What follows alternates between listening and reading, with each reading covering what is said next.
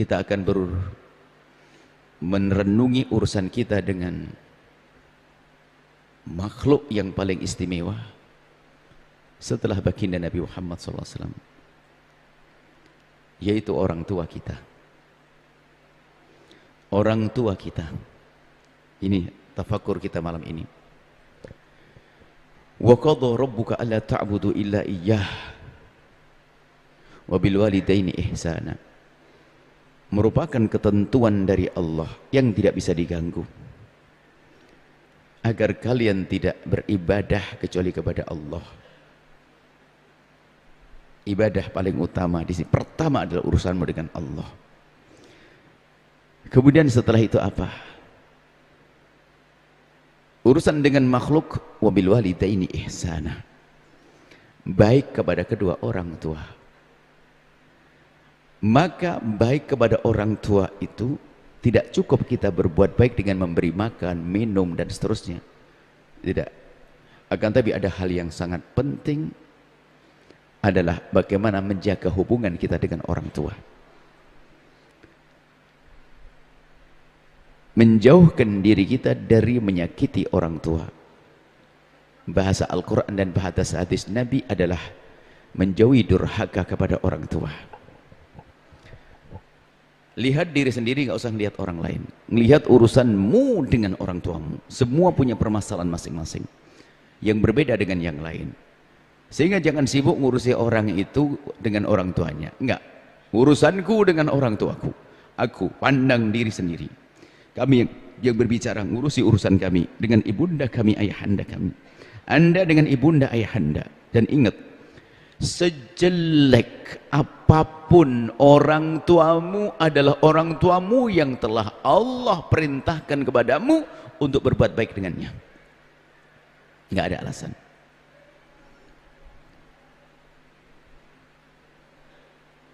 Baik buruk adalah orang tuamu. Kita tetap punya kewajiban berbuat baik, dan berbuat baik ini disesuaikan tentunya dengan kebutuhan orang tua kita. Jika sakit termasuk mengobati, pikirannya dibikin senang. Kalau ternyata melakukan kesalahan, bagaimana ditarik kembali kepada kebaikan. Banyak maknanya, luas sekali maknanya. Yang jelas di sana ada pembahasan yang luar biasa dalam tentang durhaka kepada orang tua. Dan yakini seyakin-yakinnya kalau sudah sabda Nabi ini ya benar. Nabi la yantiqu anil hawa in huwa illa wahyun yuha. Nabi tidak berucap kecuali dengan wahyu, benar yang diomongkan. Nabi menyebutkan urusan dengan orang tua, ini ada keberkahan di balik itu semuanya. Kemudian di samping ada keberkahan, sebab surga. Kalau bicara tentang Ramadan, Nabi pernah menyebutkan malaikat Nabi turun, Nabi naik mimbar 1, 2, 3. Nabi mengatakan amin 3 kali, amin dan amin. Salah satu di antaranya adalah pas kebetulan Ramadan ini. Orang masuk bulan Ramadan, keluar Ramadan belum diampuni dosanya oleh Allah. Maka dia adalah orang yang terjauhkan dari rahmat. Maksudnya nasib celaka dia. Kenapa? Ramadan di bulan pengampunan kok dia tidak minta ampun kepada Allah. Ibaratnya diundang oleh orang, hidangannya macam-macam, pulang kok masih kelaparan. Bukankah dia orang bodoh? Masuki bulan Ramadan, bulan pahala, kenapa dia tidak mendapatkan pahala? Karena bodohnya dia. Ini yang kedua diantaranya adalah yang ada 3 kan itu. Orang masih ketemu orang tuanya kok masuk neraka. Aneh sekali. Pintu surga yang paling dahsyat orang tuamu. Maka Nabi Muhammad mengatakan amin. Malaikat mengatakan ini anak yang masih ketemu orang tuanya, kok ujung-ujungnya masih masuk neraka. Ini keterlaluan sekali. Dia tidak memanfaatkan pintu surganya. Berarti dia bodoh. Maka amin, terkutuklah dia. Terjauhkan dari rahmat Allah. Nah ini orang tua. Hati-hati. Jangan sampai ada di antara kita durhaka kepada orang tua. Dan durhaka kepada orang tua ini akan mengundang hukuman Allah di dunia sebelum di akhirat. Tolong tengok diri sendiri. Nggak usah nengok adikku, kakakku, pamanku, saudaraku, enggak. Aku yang akan berbenah malam ini. Kalaupun seandainya di hari ini ada yang hadir memang dia sangat kurang ajar kepada orang tuanya, Anda mungkin sangat jahat pada orang tua Anda, memusuhi orang tua Anda, tidak menyapa orang tua bertahun-tahun dan seterusnya. Anda jahat dengan orang tua Anda. Ingat, hari ini Anda dihadirkan oleh Allah ke tempat ini. Ada sesuatu yang dahsyat untuk Anda. Sejahat apapun Anda kepada orang tua, ternyata malam ini Anda diizinkan. Kalau memang Anda bukan orang baik, tidak akan diizinkan untuk mendengar kalimat ini. Akan dijauhkan dari dengar kalimat ini, biar terus tenggelam dalam permusuhan kepada orang tua. Tapi kenyataannya, kami ambil contoh yang paling tidak baik dengan orang tua yang malam ini. Kalau ada di tempat ini, Anda bersyukur. Kenapa? Anda dibangunkan oleh Allah, dibawa oleh Allah ke tempat ini. Allah yang mudahkan Anda jalan ke sini. Dan kami pun yang menjadikan kami akan berbicara orang tua ini adalah tentang orang tua adalah Allah. Artinya, sejahat apapun Anda dengan orang tua, Anda bersyukur malam ini dibawa oleh Allah ke tempat ini. Dan Anda diizinkan mendengar, maka dengar dengan telinga dan hati. Karena Anda sudah dipilih oleh Allah. Orang tua. Maka ingat, durhaka kepada orang tua, hukumannya didahulukan Allah di dunia sebelum di akhirat. Kullu dzambin yu'akhirullahu 'uqubatahu yaumal qiyamah. Setiap dosa ini ditunda hukumannya nanti di akhirat. Jadi kalau orang dosa hari ini, hukumannya nanti di alam barzah, nanti di akhirat, di neraka. Ila uquqal walidain, kecuali durhaka kepada orang tua, yu'ajjiluhu Allahu fid dunya qabla al-mamat. Allah dahulukan, dicicil muqaddimah siksanya di dunia sebelum di akhirat nanti. Makanya orang yang menjalani hidup dengan tidak baik dengan orang tuanya harus kena hukuman di dunia. Na'udzubillah, sebelum di akhirat nanti. Semua dari kita adalah anak. Hei anak, dengar ini. Kekasihmu Nabi Muhammad yang semalam kita sudah berikrar ingin menyambung hati dengan Rasulullah, beliau menyebutkan semacam ini. Takutlah, beliau la yantiqu anil hawa illa wahyun yuhya. Beliau tidak berucap kecuali wahyu. Ingat, yang punya masalah dengan orang tua, tolong serius malam ini kita akan berdamai dengan orang tua. Kita akan berdamai dengan ayah ibunda kita. Hukuman macam-macam, bukan hubungan patah kaki, bukan hukuman bangkrut saja, bukan itu saja, hukuman bermacam-macam. Allah Maha tahu untuk menghukum. Bahkan termasuk hukuman yang halus tanpa disadari adalah tidak diberi ketenangan dalam hidup. Katanya harta melimpah, nggak puas-puas dia. Padahal di kiri kanannya orang baik, istrinya baik, suaminya baik, mertua baik, orang semuanya baik, tapi dia tidak menemukan ketenangan. Dia sendiri mempunyai permusuhan dahsyat. Permasalahan pikirannya tidak sehat, mentalnya tidak sehat, tersiksa dia. Kalau ketemu orang tersiksa, hukuman juga. Belum lagi nanti kehancuran. Kalau urusan bisnis saja dihancurkan. Ini orang tua. Jangan sampai ada di antara kita sombong dengan orang tua. Hei hamba Allah, orang tuamu. Kalau hanya siksa di dunia saja masih ringan, seandainya di dunia nyungsep sakit jasadnya. Wah, macam-macam, korengan, sakit jantung, paru-paru, lihat setiap hari flu di dunia. Ini gara-gara orang tua. Itu masih tidak seberapa dibanding nanti hukuman di akhirat lebih pedih lagi. Karena minal kabair, termasuk dosa besar adalah durhaka kepada orang tua. Hati-hati, kita serius malam ini. Dan Allah Maha Kasih, tidak ada kata terlambat selagi ada penyesalan dalam diri Anda. Setelah ini, lihat orang tuamu, lihat wajah beliau yang semakin hari wajahnya semakin keriput. Pandangannya kabur, suaranya pun semakin parau. Jalannya tertatih-tatih. Kadang kita masih suka membentak orang tua. Hei anak-anak, dengar wahai anak, ibundamu, ayahandamu. Hilangkan kesombonganmu, hilangkan kekerasan kepalamu. Ingat ibundamu, ayah bundamu. Kebahagiaanmu ada di sana. Surgamu melalui itu. Pintu surgamu ambil. Renungilah dirimu sendiri, hai hamba Allah. Ayo mulai malam ini, esok pagi kita akan memulai berbakti dengan serius untuk mengembalikan kebahagiaan yang kita hambur-hamburkan, kita buang dengan kedurhakaan kita. Yang durhaka kepada orang tua membuang kunci kebahagiaan. Biarpun katanya dia menemukan gunung emas untuk berbisnis, tidak akan sukses, akan menemui kehancuran. Mungkin bisnisnya tampak sukses, Allah akan hancurkan melalui mungkin istrinya tidak benar, merongrong atau menyiksa dengan hartanya. Kalau ibu istrinya baik, mungkin dia akan ketemu anaknya. Oh, anakku baik. Tunggu, akan ada kawan yang berdosa, berbohong, khianat kepadamu dan menyakitkanmu. Pokoknya harus dihukum di dunia. Ibundamu, ayah hambamu. Orang tua tolong merenung yang serius malam ini. Yang serius, Anda. Aku yang berbicara. Kupingku yang mendengar ini. Ibunda, saya lihat wajah ibunda. Ya sudah wafat. Ayah Anda masih ada. Anda yang punya orang tua masing-masing. Urusanmu dengan orang tuamu kita seriusi. Dan ingat, yang namanya berbakti ini halus. Urusan hati. Dan dihubungkan dengan Allah. Karena Allah. Kalau kebaikanmu bukan karena Allah, basa-basi.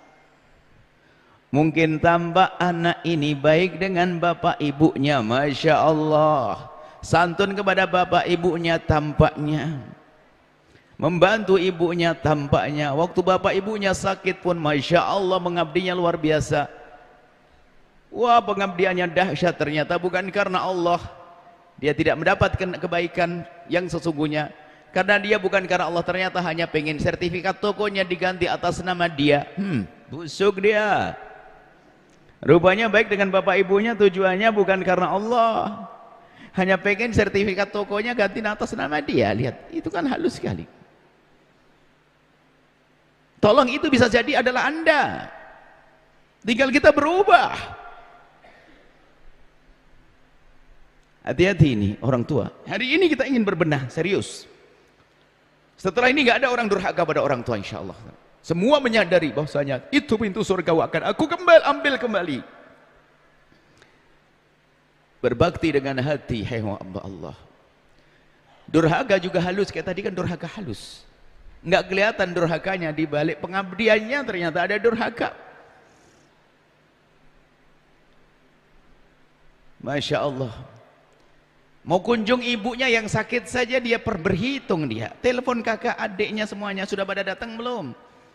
Kalau belum pada ada yang datang, dia nggak berani datang. Kenapa? Kalau datang duluan takut disuruh nebus resep dokter. Sengaja dia mundur-mundur. Dia sudah berhitung dia. Dengan orang tua hitung-hitungan begitu. Hati-hati. Bahkan kalau perlu kita membuat 10 contoh, 100 contoh, jangan-jangan itu aku. Merantau ini coba. Kita perlu, namanya halus sekali, durhaka tidak itu. Merantau, Masya Allah. Dirantau, ditolong sama orang, disiapin modal dan sebagainya, sampai dia bisa sukses luar biasa. Lebaran tiba, ibunya kalah, seolah-olah yang membantu di rantauan ini adalah lebih dahsyat dari ibunya, sehingga ibunya nggak terlalu dianggap. Padahal siapa yang nyusui dia, yang membantu dia di saat dia lemah, membesarkan dia sampai dia bisa berdiri seperti itu, bisa berjalan, kemudian dia bisa sekolah dan seterusnya. Lihat, sampai lupa jasa orang tua, durhaka halus. Maka tanyakan dirimu di saat berada di rantau semacam ini,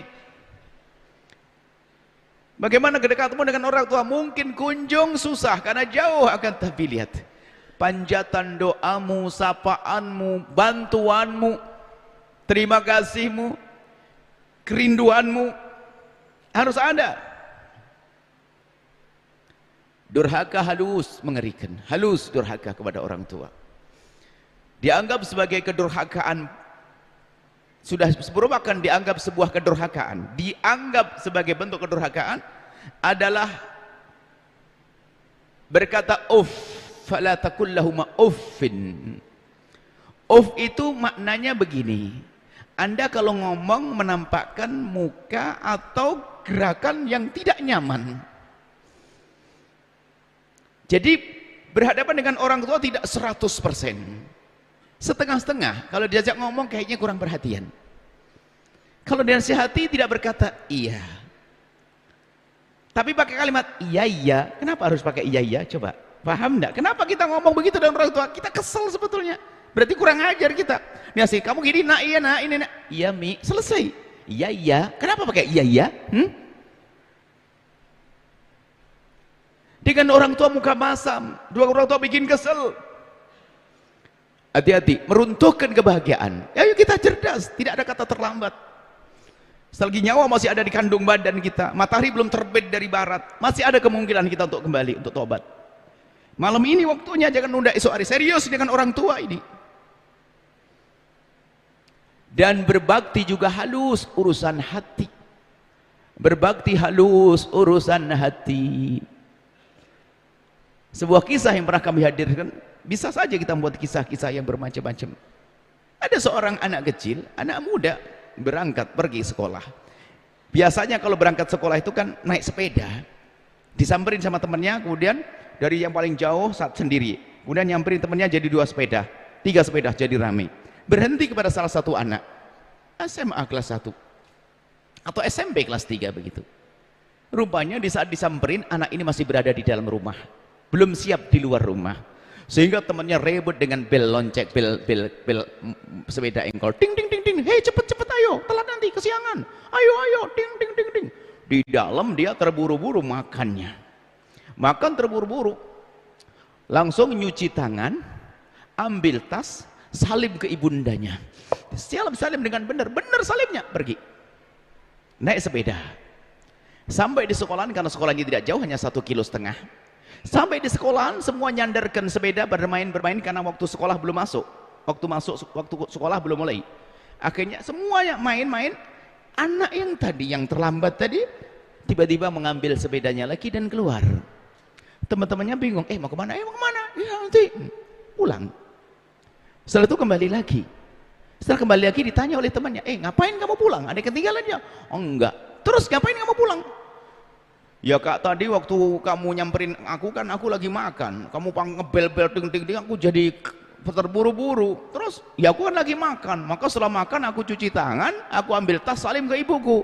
Aku lupa kalau piring itu belum aku cuci, dan aku tidak rela jika piring itu nanti dicuci oleh ibundaku.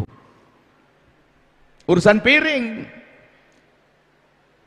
kadang begitu halusnya anak kuliah.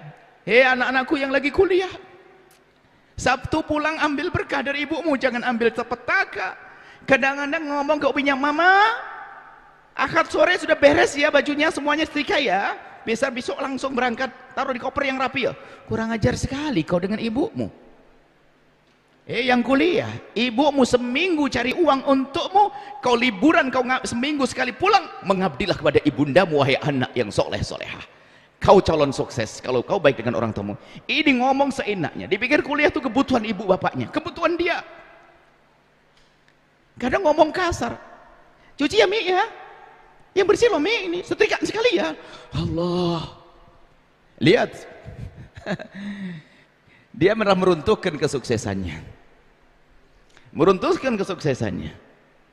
Cuci sendiri bajumu, ibumu setiap hari mencuci bajunya sendiri.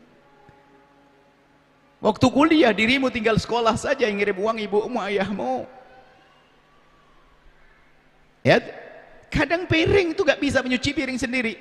Ibunya nyuci piring langsung sekalian ditumpang di atas piring ibundanya. Nyuci piring saja gak bisa. Bangun kedekatan dirimu dengan orang tuamu. Biasa bertutur kata yang lembut dengan orang tua. Kalau bisa mijit orang tua, keakraban dengan orang tua. Kami ajarkan pada anak-anak santri dan sebagainya, harus berani membuat kedekatan dengan orang tua, bisa membuat kedekatan pada orang tua. Hati-hati, durhaka halus, tidak akan bahagia dan hanya akan sengsara orang yang menjalani hidup dengan durhaka pada orang tua. Lihat kemudahan. Ingat, orang yang baik dengan bapak ibunya, biarpun itu orang tidak beriman, Allah akan balas dengan kebaikan, tapi hanya di dunia. Di dunia akan dimudahkan bisnisnya, urusan keluarganya, tapi di akhirat tidak dikasih karena tidak ada iman pada dirinya. Tapi sebaliknya orang durhaka, hati-hati. Nggak usah anda nengok orang lain, tengok diri anda sendiri. Bagaimana? Ngomong sama orang tua nyelekit, mugah cemburut muka masam. Fala taqulahu mu'ufin, ngomong menunjukkan tampak. Kalau dia tidak nyaman atau tojar, maksudnya bosan ngomong sama ibu, lelet, nggak mudah paham. Hari ini begitu mudah anak bentak ibunya. membentak ibunya, membentak ayahnya, mukanya masam. Allah. Hati-hati. Kemudian ada suatu ketika sebuah kisah, kita merenung, namanya merenung itu adalah membaca aku, membaca diriku. Suatu ketika Sayyidina Abdullah bin Umar melihat anak muda. Ada anak muda pada zaman Abdullah bin Umar, zaman sahabat ini. Abdullah bin Umar itu putranya Sayyidina Umar bin Khattab, yang dia namanya Abdullah bin Umar, termasuk sahabat yang mujtahid mutlak, sahabat hebat ilmunya adalah Sayyidina Abdullah bin Umar. Ada anak muda yang dia itu tampak menggendong ibundanya untuk tawaf dan sa'i. Apakah ini ibadah haji atau umrah? Yang jelas ibadah nusuk, anggap saja haji lah. Menggendong ibundanya, tawaf, menggendong ibundanya sampai sa'i. Setelah selesai, sang anak ini mendudukkan ibunya di tempat yang enak, diambilkan air minum, kemudian sang anak ini mendekat kepada Sayyidina Abdullah bin Umar, lalu bertanya, wahai Imam Abdullah bin Umar, iya anak muda, apakah anda melihat apa yang saya lakukan? Sayyidina Abdullah bin Umar melihat, iya aku melihat kau menggendong ibundamu, karena zaman dulu yang namanya orang haji dan umrah tidak banyak, jadi kelihatan yang berperilaku unik, kelihatan gendong ibunya. Iya aku melihat kau menggendong ibumu, hebat kau nak, luar biasa kau. Iya wahai Imam Abdullah bin Umar, iya ibuku sangat baik kepadaku, dan aku berjanji ingin menyenangkan dan balas budi ibundaku. Ibuku sangat baik, dan beliau ingin melaksanakan ibadah seperti ini, ibadah haji atau umrah ini, dan beliau tidak bisa berjalan, mau tidak mau harus aku gendong, dan aku bangga bisa menggendong. Harapanku ini bisa membalas budi orang tuaku, budi berbakti orang tuaku, bisa membalas budi ibuku.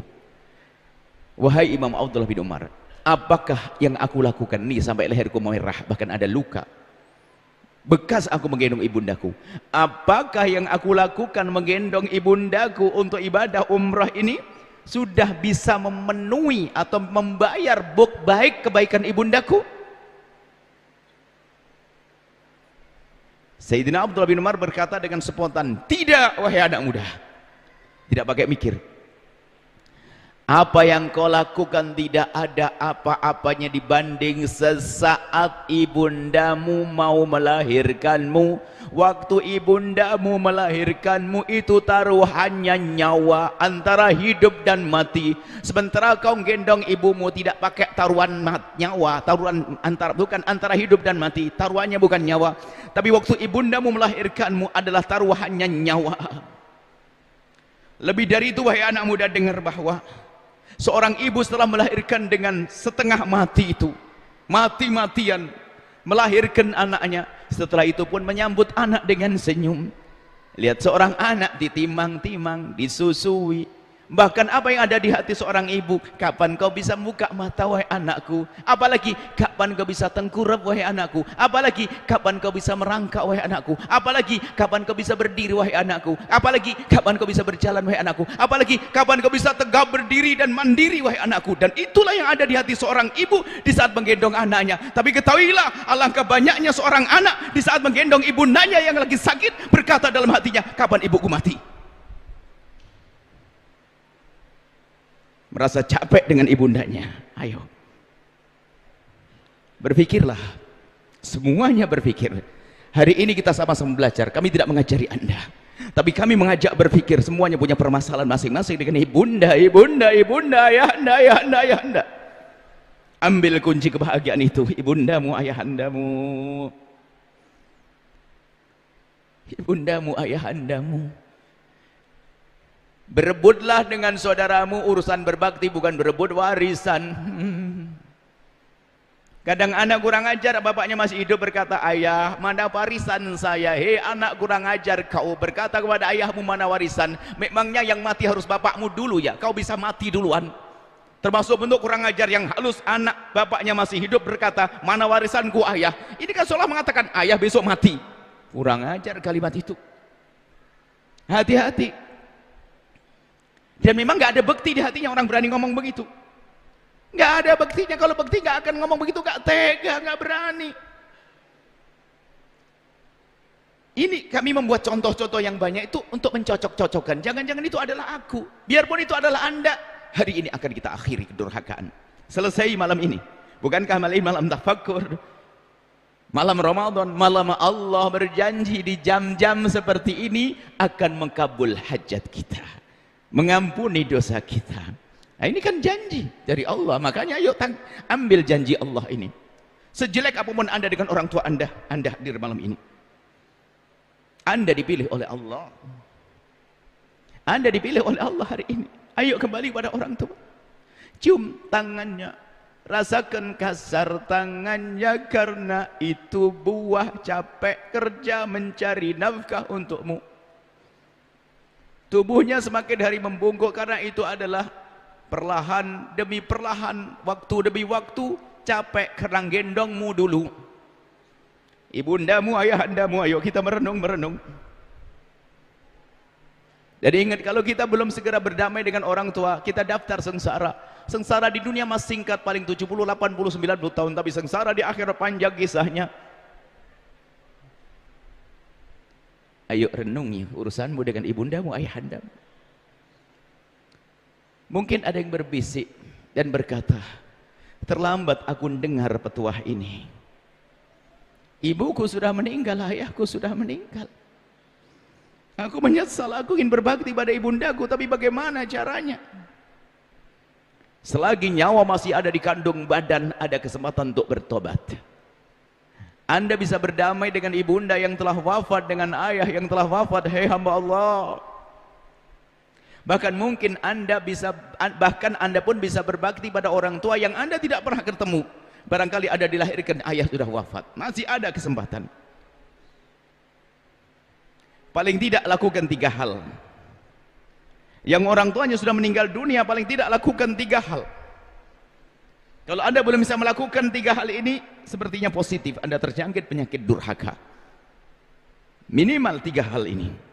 1, jangan Anda berdoa doa apapun kecuali orang tua Anda bawa dalam doa Anda. Sebab itu yang diharap dan dirindu oleh orang tua. Kita sering doa banyak tentang rezeki, tentang pasangan, tentang keluarga, tentang tahta dan sebagainya. Ya Allah, ya Allah, ya Allah. Tapi ibu bapaknya ditinggal. Ini menunjukkan dia nggak sambung hati, makanya dia punya kedurhakaan halus. Maka tolong dalam doa selalu pastikan orang tua kita bawa dalam doa kita. Dan yang serius khusyuk terbaca wajah mereka. Sudah meninggal, ya Allah, kita minta panjangkan umurku, lapangkan rezekiku, ya Allah, aku punya hajat begini. Jangan lupa, ya Allah, ibundaku, ayahandaku, ya Allah. Minimal 2 permohonan dengan khusyuk. Ampuni beliau ya Allah dan berikan kasih sayangmu. Minimal 2. Allahumma firlahu warhamhu, mafirlaha warhamha. Pakai bahasa apa saja deh, tapi yang serius. Kalau doa Anda ini serius dan dikabul oleh Allah, Anda telah membebaskan dari dosa-dosa. Siksa yang dirasakan di alam barzakh akan dikurangi. Bahkan bisa dihapus. Dan diberi Allah kasih sayang karena doa Anda loh ya. Tapi yang lebih dasar bukan masalah orang tua Anda. Bisa jadi orang tua Anda sudah diampuni mulai dari sakaratul maut. Yang menjadi masalah adalah kalau kita lupa, kita yang dosa. Dan panjatan doa yang kita panjatkan untuk orang tua kita, ternyata itu kemaslahatan untuk kita. Itu kepentingan kita. Jadi doa kita kepada orang tua itu jangan sok kita mengatakan, bapakku butuh dengan doaku. Oh tidak. Memang perlu, akan tapi tidak seperlu Anda kepada doa Anda kepada orang tua. Kenapa? Orang tua Anda orang muslim. Selagi dia muslim, setiap hari sudah didoakan manusia sejagat. Khatib di mimbar pun berdoa, Allahumma fir lil muslimina wal muslimat. Didoakan oleh khatib sejagat. Berarti doa Anda untuk orang tua Anda kepentingan Anda ya anak, dengar ini. Doa Anda kepada untuk orang tua Anda kepentingan Anda. Maka rugi kalau Anda tidak berdoa. Kalau setiap sholat saya tidak doakan bapak ibu saya anggap saya kayak durhaka banget dengan ibu saya, dengan ayah saya. Tolong hadirkan. Yang masih hidup juga sama begitu. Doakan, mendoakan orang tua. Mendoakan orang tua. Yang orang tua sudah meninggal, lakukan yang pertama mendoakan orang tua. Yang kedua, Jika Anda mendapatkan karunia seperti harta, misalnya gaji atau uang, jangan lupa orang tuamu, kirimkan kepada beliau, transfer ke sana, karena itu tanda hatimu sambung. Nomor rekeningnya di mana? Nomor rekeningnya di atas nama fakir miskin, masjid, pesantren dan sebagainya. Pastikan Anda berbuat baik dengan harta Anda untuk orang tua Anda. Gambaran sederhananya adalah kalau Anda betul-betul menyesal, belum sempat berbakti dengan serius kepada orang tua, lalu Anda ingin berbakti saat ini, kemudian Anda punya rezeki, abah ibu Anda, ayah ibunda Anda bangun lalu minta duit, sayang berikan kepada abi dan umi uang. Anda kasih berapa kira-kira? Yang punya gaji 2 juta dalam sebulan, yang punya gaji 2 juta dalam sebulan, 5 juta dalam sebulan, ibunya bangkit bangun minta dikasih berapa? Mungkin Anda berkata 1 juta 2 juta, bukan, ini bukan berhayal. Anda kira-kira ngasih berapa serius? Sebagai anak yang menyesal belum bisa berbakti, bisa jadi akan diberikan semuanya. Akan tapi tidak harus Anda berikan semuanya. Anda punya kewajiban dengan anak yang lainnya. Akan tapi pastikan Anda berani motong harta Anda untuk kepentingan orang tua. Asetnya luar biasa, miliaran, 10 miliar. Kalau dia punya rindu bakti pada orang tua, dia tidak akan keberatan kalau harus motong 3 miliar, sepertiga. Karena Pak masih ada 7. 3-nya untuk siapa? Untuk ibundaku yang diberi oleh karunia kekayaan. Hati-hati. Yang diberi oleh karunia kekayaan, hati-hati, jangan-jangan tidak ingat dengan orang tuanya, hanya menimbun di kekayaan, dia tidak punya bakti pada orang tua. Bangun masjid untuk orang tua Anda, bantu fakir miskin untuk orang tua Anda, pesantren untuk orang tua Anda, pastikan. Jadi tanda cara bakti yang kedua adalah memotong rizki yang Allah berikan pada kita, kita berikan pada orang tua. Dan ini penting, yang mahal itu kan, ingat Anda, mohon maaf, Anda punya uang 100.000, Anda sedekahkan di kota amal, Anda masukkan begitu saja dapat pahala. Tapi kalau Anda niatkan, ya Allah semoga pahalanya dihadir sampai kepada ibunda ayah Anda, double pahala. Pahala Anda sedekah, pahala Anda sambung hati dengan orang tua, beda. Jadi yang mahal adalah ingat Anda, lalu Anda rindu berbuat baik, itu namanya bakti. Tengok harta Anda ada berapa, ya Allah. Gaji Anda berapa, kekayaan Anda berapa, itu ibundamu sebelum terlambat. Kapan terlambat? Malaikat Israel, malaikat pencabut nyawa datang kepada kita, enggak berguna lagi harta yang melimpah, enggak berguna untuk berbakti karena sudah selesai. Harta akan diambil oleh anak. Kemudian yang ketiga adalah berbakti pada orang tua yang telah mendahului kita, atau bahkan yang masih hidup sebetulnya, yang mendahului kita. Orang tua sudah meninggal. Yang ketiga adalah baik-baiklah kepada orang yang dibaiki oleh orang tua Anda. Sebab itu nilai sambung hati. Misalnya ibunda Anda, ayah Anda di saat di bulan Ramadan menjelang hari raya begini, berbagi kepada tetangga sana, bagi sarung, bagi makanan, sembako dan sebagainya. Sebiasa mungkin Anda melanjutkan kebaikan yang pernah beliau rintis. Sambung dengan orang-orang pernah dibaiki oleh orang tua Anda. Biarpun mungkin kualitasnya tidak sebesar orang tua, karena mungkin orang tua Anda sangat kaya dan Anda turun kekayaannya, tapi Anda ngikuti. Termasuk program kebaikan yang direncanakan oleh orang tua Anda, tolong lanjutkan. Itu tanda bakti pada orang tua. Termasuk diantaranya ini yang sering dilupakan, paling dahsyat, dan itu akan kita lanjutkan dalam renungan selanjutnya. Apa itu? Baik-baik kepada orang yang dibagi orang tua adalah baik-baiklah engkau dengan saudaramu, hei hamba Allah. Karena orang saudaramu adalah anak ibumu, anak ayahmu. Makanya yang memusuhi saudaranya durhaka pada orang tua. Dan ini akan kita selesaikan dalam pembahasan selanjutnya. Merebut waris adalah dosa besar. Melakukan 3 dosa. Dia telah durhaka kepada orang tuanya karena nyakiti adiknya. Yang kedua, ngambil hak saudara. 3, memutus tali saudaraan. Ini ahli neraka berjalan di atas bumi. Kita lanjutkan nanti renungan selanjutnya bagaimana urusan kita dengan saudara. Yang jelas malam ini akan kita berisi dengan urusan dengan orang tua. Dan ingat, tidak usah nunda minggu depan. Hari ini kita harus mulai. Mungkin orang tua Anda jauh di sana, Anda mulai hari ini. Mulai dari Anda santuni fakir miskin kiri Anda. Demi ibuku karena ayahku, untuk ayahku karena Allah. Terus minta maaf, merencanakan hadiah dan sebagainya, dan berebut berlomba dengan saudara. Misalnya ibu sakit di rumah sakit, Anda telepon, adek, jatahku. Jatah apa bang? Biaya rumah sakit biar aku. Allah. Berebut untuk mengabdi pada orang tua. Dan ingat, jika Anda berlima dengan saudara Anda, siapa yang paling beruntung? Yang paling banyak bekti pada orang tua. Ingat, yang paling bekti pada orang tua. Insya Allah ini cukup untuk jadi bahan renungan. Kemudian setelah itu anak-anak Anda, nanti akan bahasan selanjutnya. Jangan lupa, jangan biarkan anak begitu saja. Didik mereka dengan baik dan benar. Jangan sampai durhakanya anak karena kita tidak pernah mendidik. Setelah Anda menyaksikan video ini, jangan lupa berselawat kepada baginda Nabi Muhammad sallallahu alaihi wa alihi wa sahbihi wasallam.